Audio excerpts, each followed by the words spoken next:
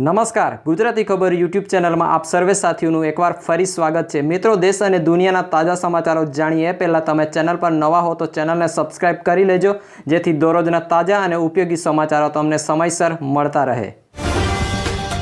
હાઈકોર્ટે તામિલનાડુ સરકારને આપ્યો મોટો ઝટકો। પીએમ મોદીના રોડ શોને આપી મંજૂરી। કોયમ્બતુરમાં વડાપ્રધાન નરેન્દ્ર મોદીના રોડ શોને હાઈકોર્ટે મંજૂરી આપી દીધી છે। અગાઉ તામિલનાડુ સરકારે રોડ શો માટે પરવાનગી આપવાનો ઇનકાર કર્યો હતો।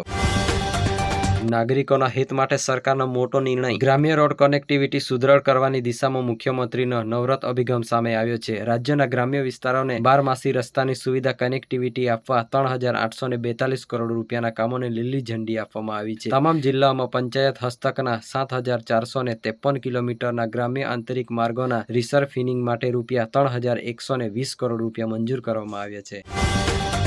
ગુજરાતમાં આગામી 5 દિવસ પડશે કાળઝાળ ગરમી। માર્ચ મહિનાના બીજા અઠવાડિયામાં જ રાજ્યમાં તાપમાનનો પારો 35 ડિગ્રીએ જતા લોકો ઉનાળાની શરૂઆતમાં ત્રાહિમામ પોકારી ઉઠ્યા હતા, તો બીજી તરફ ઉત્તર ભારતમાં અમુક વિસ્તારોમાં હિમવર્ષાના કારણે લોકોએ બેવડી ઋતુનો અનુભવ કર્યો હતો। હજુ પણ રાત્રિના સમયે લોકો ઠંડીનો અનુભવ કરી રહ્યા છે, તો બપોર બાદ કાળઝાળ ગરમીનો અનુભવ પણ કરી રહ્યા છે। રાજ્યમાં આગામી 5 દિવસમાં ગરમી વધવાની હવામાન વિભાગે આગાહી કરી છે।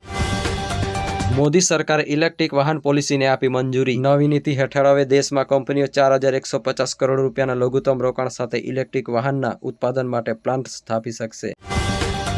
ખેડૂતો માટે સારા સમાચાર। રાજ્ય સરકારે લીધો પોષણક્ષમ ભાવો માટે નિર્ણય। રાજ્યના ખેડૂતો માટે સારા સમાચાર આવી રહ્યા છે, જેમાં કૃષિ મંત્રી રાઘવજી પટેલે જણાવ્યું કે રાજ્યમાં 18 માર્ચથી ટેકાના ભાવે ખરીદી કરાશે। 90 દિવસ સુધી તુવેર, ચણા અને રાયડાની ખરીદી થશે। ખેડૂતો પાસેથી ટેકાના ભાવે 1,734 કરોડ રૂપિયાની તુવેરોની ખરીદી કરાશે।